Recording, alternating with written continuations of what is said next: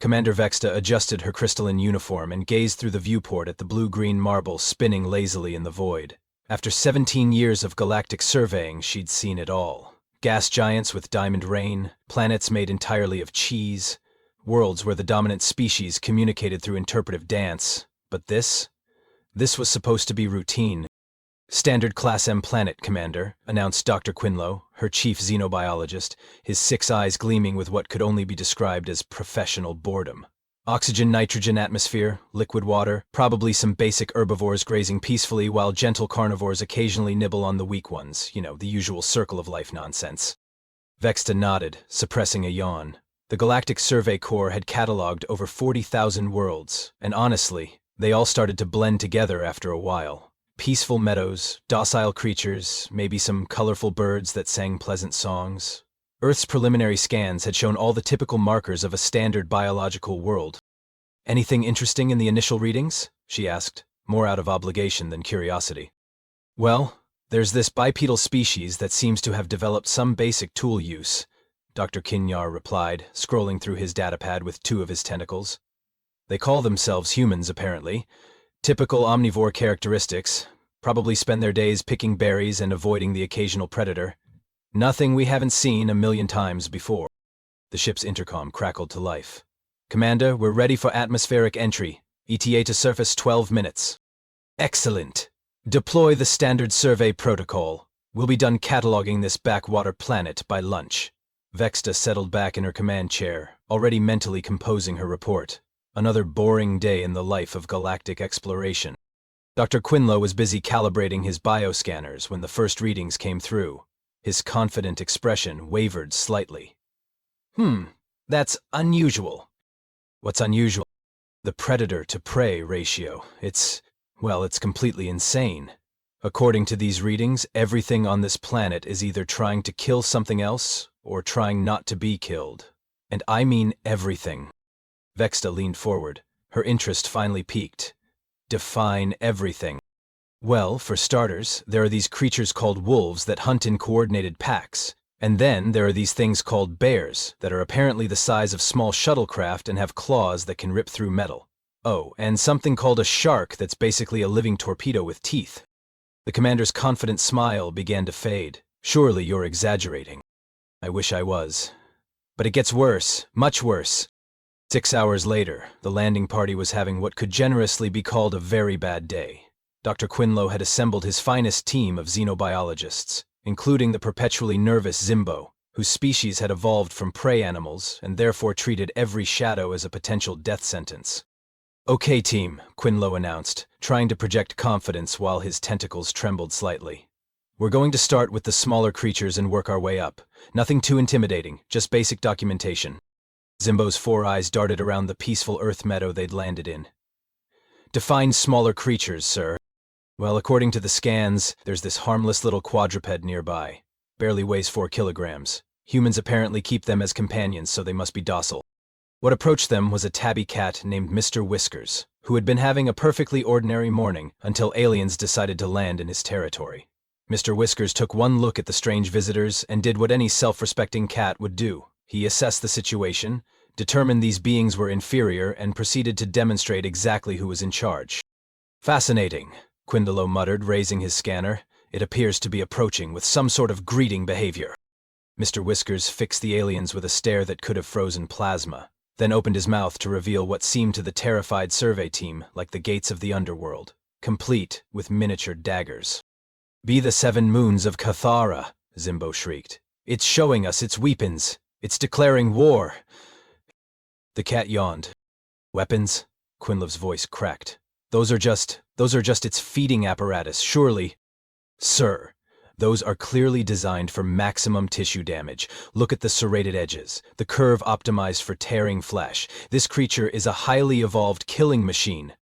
Mr. Whiskers, growing bored with the entertainment, decided to demonstrate his hunting prowess by pouncing on a nearby butterfly.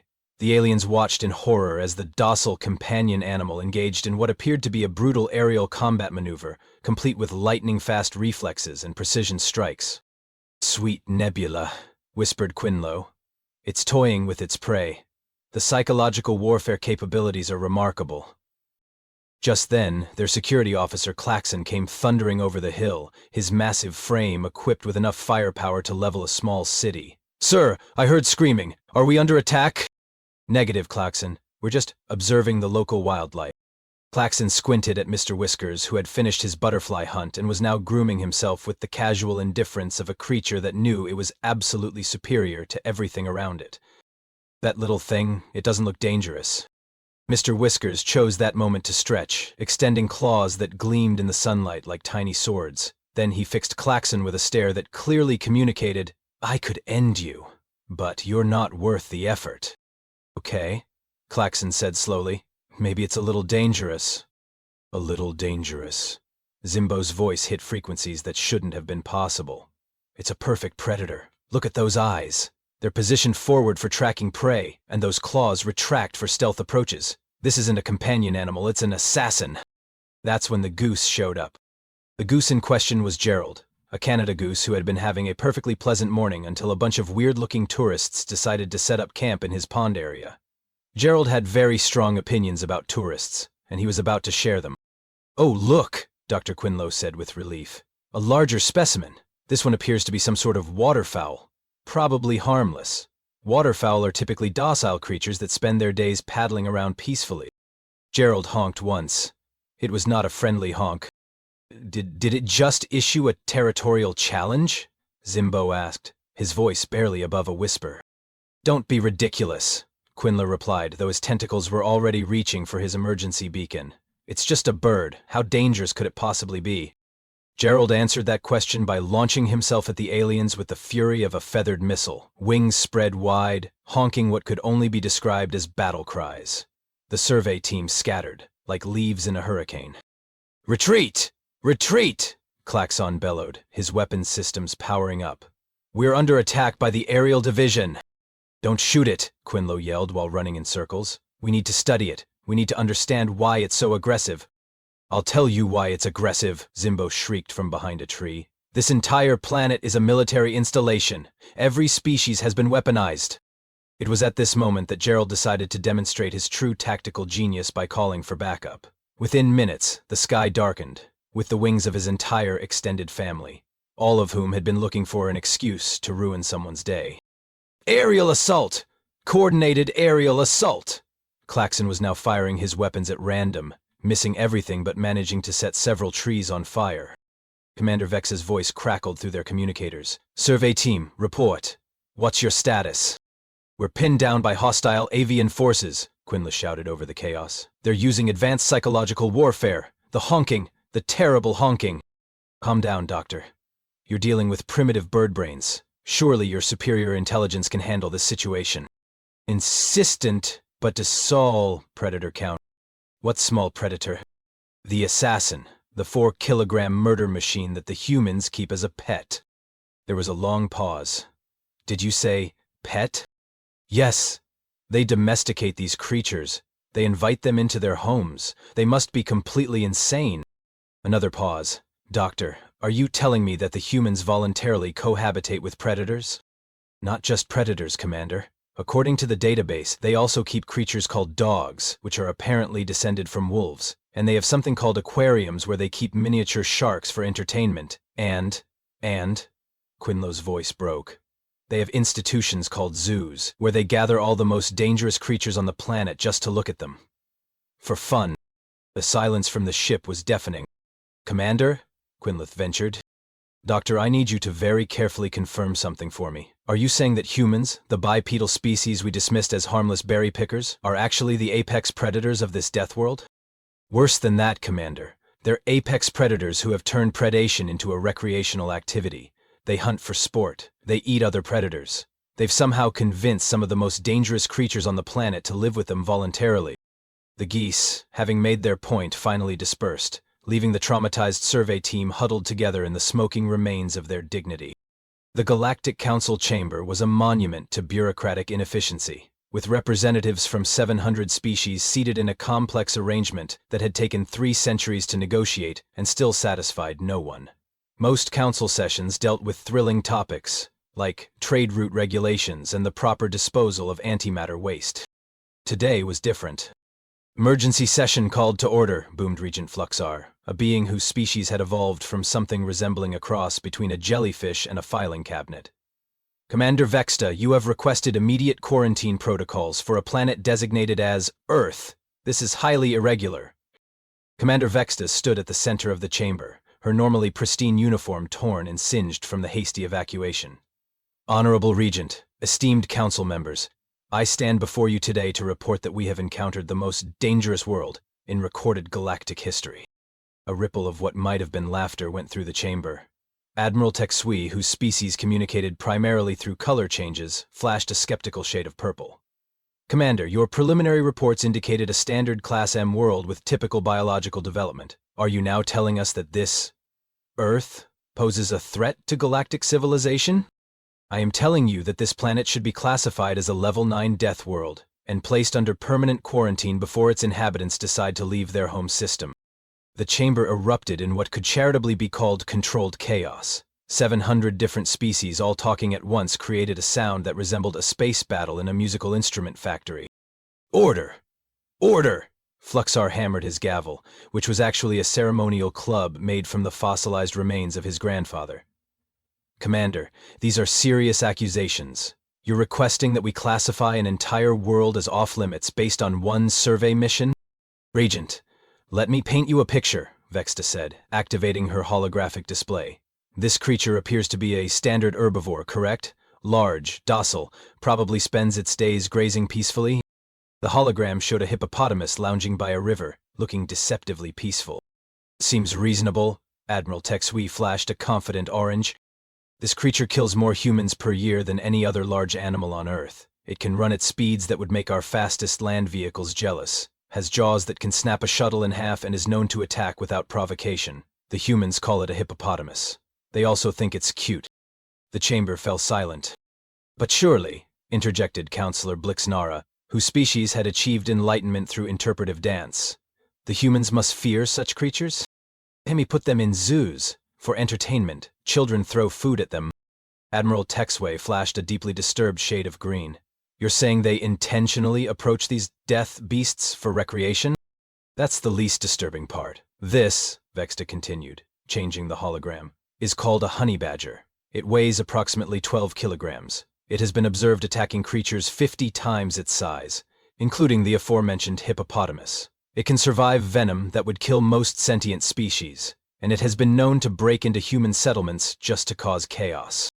Surely the humans have developed weapons to deal with such monsters, Fluxar asked hopefully. They made a nature documentary about it. They call it cute. They've turned it into children's toys. The silence stretched so long that 3 different species began to worry they had suffered collective hearing loss. Commander, Regent Fluxar said carefully, please tell me you're exaggerating. I wish I was, but it gets worse. Much worse. The humans don't just coexist with these creatures. They've domesticated them. They keep scaled-down versions of apex predators as household companions. They've somehow convinced wolves to live with them and call them dogs. They swim with sharks for entertainment. They keep venomous snakes as pets. Counselor Blexnara began what appeared to be a dance of existential horror. And the most disturbing part, Vexta continued, her voice dropping to a whisper that somehow carried throughout the chamber. They do all of this while being the most efficient predators on the planet. They hunt for sport. They eat other predators. They've developed weapons that can kill from distances measured in kilometers, and they use them to hunt creatures that could easily kill them in close combat. Not for survival, for fun. Admiral Texui had turned a color that wasn't in any known spectrum. Motion to vote, Fluxar announced weakly. All in favor of immediate quarantine protocols for the planet Earth. The vote was unanimous. Even the species that communicated through releasing spores managed to indicate their agreement. Motion carries. Earth is hereby designated as a Level 9 death world. All contact is forbidden. All shipping routes will be diverted. We will place automated beacons warning all vessels to maintain a minimum distance of 1 light-year from the system. Light-year? Admiral Texui flashed a questioning yellow. We're not taking any chances. If these humans ever develop faster than light travel, we want plenty of warning before they arrive. Back on Earth, the evacuation was going about as well as could be expected, which is to say it was an unmitigated disaster of epic proportions. The survey team had received their orders. Pack up immediately. leave no trace, and get off the planet before the humans discovered them.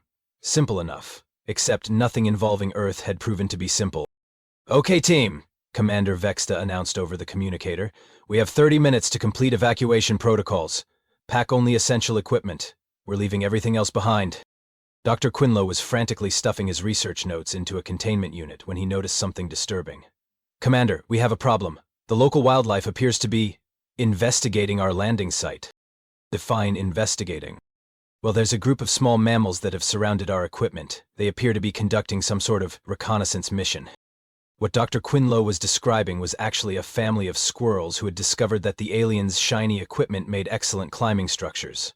The squirrels, being squirrels, had decided that anything new in their territory was either a threat to be neutralized or a source of entertainment. They had chosen entertainment. "Squirrels?" Zimbo whispered, consulting his hastily compiled Earth database. "Tree-dwelling acrobats with hyperactive metabolisms and what appears to be a complete lack of fear. They're treating our equipment like playground equipment." "Can we scare them off?" Vexta asked. "Negative, Commander. Our motion sensors indicate they're moving too fast to track. They appear to be using some sort of advanced parkour techniques to navigate our defensive perimeter." What was actually happening was that a particularly adventurous squirrel named Nutkin had discovered that the alien sensor array made an excellent springboard for reaching the bird feeder in the nearby oak tree. His successful run had attracted the attention of his extended family, who were now treating the alien equipment like the galaxy's most expensive jungle gym. "Sir," Claxon reported, "I've managed to secure the main survey equipment, but we have a new problem. There's something in the ship." "Something in the ship? How did it get past our security systems?" I don't know, sir. It's small, it moves incredibly fast, and it seems to be following heat signatures. Our internal sensors are going crazy." The something in question was a mosquito. A single, ordinary mosquito that had followed the warmth of the ship's life support systems inside. But to the aliens, whose species had never encountered anything like Earth's insect ecosystem, it might as well have been a microscopic fighter jet. "It's some sort of airborne reconnaissance drone," Zimbo reported, his voice climbing toward hysteria. "Barely visible to the naked eye, but it's conducting detailed scans of our biological signatures. And I think it's trying to collect samples." The mosquito, following billions of years of evolutionary programming, had indeed locked on to the alien life signs and was attempting to investigate whether these strange creatures might be a source of nutrition. To the terrified survey team, this appeared to be a coordinated intelligence-gathering operation. "Commander," Claxon's voice crackled through the comm, "the micro-drone has breached my armor. It's inside my suit." "Stay calm, Claxon. Remember your training." "What's it doing?" "It's making contact with my skin. I think it's trying to establish some sort of biological interface. Wait. Oh, sweet Nebula, it's injecting something into my bloodstream." The mosquito had indeed made contact, drawing a small sample of Claxon's alien blood with the casual efficiency of a creature that had been perfecting this technique for millions of years. To Claxon, however, this felt like the most sophisticated biological warfare attack in galactic history. "BIO, upon! Bio-wall!" he screamed, stumbling out of the ship while frantically trying to remove his helmet. "It's introduced some sort of toxin. I can feel it spreading through my system." Dr. Quinlow rushed to his aid with a medical scanner. "What are your symptoms?" "There's a localized inflammation at the injection site, and I have an overwhelming urge to scratch it. This must be how the mind control begins." "Mind control?" "Think about it, Doctor. A nearly invisible reconnaissance drone that can breach our most advanced armor, inject mind-altering substances, and create an irresistible compulsion to damage your own tissue. It's the perfect psychological warfare weapon." While Claxon continued his breakdown, the squirrels had escalated their investigation of the alien equipment. They had discovered that several of the devices made interesting beeping sounds when touched, and being naturally curious creatures, they had decided to test every button, switch, and control panel they could find. "Commander," came the increasingly panicked voice of their ship's AI. "I'm detecting multiple system failures. Something is activating our equipment in random sequences. The navigation computer is trying to plot a course to 17 different star systems simultaneously, and the food synthesizer is producing what appears to be acorn-flavored nutrient paste. Can you regain control?" "Negative. The interference patterns are too chaotic. It's like someone is pressing buttons at random with incredible speed and agility." That's when they heard the chittering. a sound that, to human ears, would have been recognizable as squirrel conversation. To the aliens, it sounded like tactical communications between a highly coordinated strike force. "They're talking to each other," Zimbel whispered. "They're coordinating their attack on our systems. This isn't random vandalism. This is strategic sabotage." Commander Vexta made a command decision that would haunt her for the rest of her career. "Abandon all equipment. Emergency liftoff. Now." "But, Commander, the containment protocols?" "Forget the protocols. We're leaving now before they call for reinforcements." As their ship lifted off, leaving behind millions of credits worth of survey equipment, the aliens watched in horror as more squirrels emerged from the surrounding trees. To them, it looked like a carefully orchestrated ambush by a highly intelligent species that had been watching and waiting for the perfect moment to strike. In reality, the other squirrels had simply noticed that Nutkin and his family had found some interesting new toys and had come to investigate. But the survey team was far beyond rational observation at this point. "Commander," Dr. Quinlow said quietly as they reached orbit, "I think we may have made a terrible mistake." "What kind of mistake?" "We left behind technology that could potentially be reverse-engineered. What if the humans find it?" The silence that followed was broken only by the sound of Klaxon still frantically scratching his mosquito bite and muttering about mind control. 6 months later, the Galactic Council had established what would become known as the most comprehensive quarantine system in recorded history. The Earth Warning Network consisted of automated beacons positioned at strategic points throughout the galaxy, all broadcasting the same message in over 40,000 languages. "Attention all vessels. The system designated Sol 3 has been classified as a Level 9 death world. Approach is forbidden under Galactic Treaty 47 Alpha. The planet, locally known as Earth, is inhabited by a species of apex predators who have weaponized their entire ecosystem. Minimum safe distance, 1 light-year. Any vessel detecting human technology or biology must immediately retreat and report to the nearest Galactic Authority station. This is not a drill. This is not a joke. This is a matter of galactic survival." The message was updated weekly as new information about Earth's horrors came to light through long-range surveillance. Admiral Tex Wee, now permanently stationed at the Earth Monitoring Station, had developed what could only be described as a professional obsession with cataloging humanity's crimes against natural order. His daily reports had become required reading throughout the galaxy, simultaneously fascinating and terrifying billions of beings. Weekly, Report 347, he dictated to his AI, his colors shifting through a spectrum that indicated deep psychological trauma. "The humans have been observed engaging in an activity they call swimming with sharks. This appears to be recreational interaction with apex predators in their natural hunting environment, for entertainment purposes." "Sir," his aide, Lieutenant Krulnex, interrupted nervously, "we've received new intelligence from the long-range sensors. The humans have developed something called extreme sports." Admiral Texui flashed a color that didn't exist in nature. "Define extreme sports." "Well, sir, they deliberately place themselves in life-threatening situations for fun. They throw themselves off cliffs with nothing but fabric wings. They slide down mountains on narrow planks at impossible speeds. And they've invented something called cage diving, where they voluntarily enter predator-infested waters inside flimsy metal barriers." "You're telling me they've turned mortal danger into entertainment?" "It gets worse, sir. They've also developed bungee jumping, where they attach elastic cords to their ankles and leap from great heights, trusting their lives to the tensile strength of synthetic fibers. And something called free climbing, where they scale vertical rock faces using only their natural grip strength, with no safety equipment whatsoever." Admiral Texweek began flashing through colors so rapidly he looked like a malfunctioning hologram. "Are you saying they voluntarily engage in activities that would be classified as torture by civilized species?" "Yes, sir. And they pay money to do it." "They pay money?"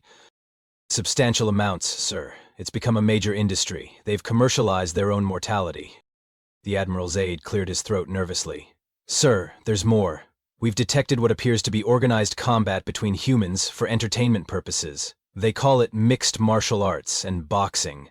They gather in large groups to watch other humans attempt to render each other unconscious using only their natural weapons."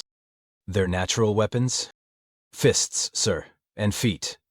And apparently, in some variations, they allow the use of knees and elbows. They've turned hand-to-hand combat into a spectator sport." Admiral Texui had progressed beyond recognizable colors and was now emitting patterns that suggested his species' equivalent of a complete nervous breakdown. "Lieutenant, please tell me you're exaggerating." "I'm afraid not, sir. We've also observed something called American football, where armored humans engage in territorial warfare over an inflated animal skin, and hockey, where they attach blades to their feet and engage in combat while sliding on frozen water. Frozen water? They've weaponized their recreation areas? Apparently, sir. They also have something called roller derby, where they attach wheels to their feet and engage in high-speed collisions for entertainment, and motorcycle racing, where they propel themselves at lethal speeds on two-wheeled vehicles while wearing minimal protective gear. The Admiral's color patterns had become so erratic that the ship's computer began issuing seizure warnings. Lieutenant, I need you to confirm something for me. Are you telling me that humans have turned every aspect of their existence into potential warfare? Not just warfare, sir. They've also developed competitive eating, where they attempt to consume dangerous quantities of food in limited time periods, often resulting in medical emergencies. And marathon running, where they deliberately exhaust themselves to the point of physical collapse over distances that would kill most species. They're competing to see who can best simulate dying? It appears so, sir. They've also created something called Ironman competitions, where they combine multiple forms of recreational self-torture into a single event. Swimming in open water, followed by high-speed land travel, followed by extreme distance running, all performed consecutively without rest. Admiral Texui fell silent for so long that Lieutenant Krulenex began to worry he had suffered a complete system shutdown. Finally, the Admiral spoke, his voice barely above a whisper. Lieutenant, update the warning beacons. Add this information to the daily broadcast, and increase the recommended safe distance to 2 light-years. 2 light-years, sir? I want to be absolutely certain that if these humans ever develop faster than light travel, we'll have enough time to evacuate entire star systems before they arrive. Sir, what should we tell the Galactic Council about the nature of the threat? Admiral Texui's color patterns finally stabilized into what could only be described as the visual equivalent of existential dread. Tell them the truth, Lieutenant. Tell them that Earth isn't just a death world. It's a planet inhabited by beings who have turned death into entertainment, survival into sport, and mortal danger into a recreational activity. Tell them that humans don't just live on a death world. They've made themselves more dangerous than their own planet. And if they ask for specific recommendations, tell them to pray to whatever deities they worship that humans never develop an interest in space travel, because if they do, the galaxy will never be the same. The final update to the Earth Warning Network was broadcast 3 days later. It was simple, direct, and terrifying in its brevity.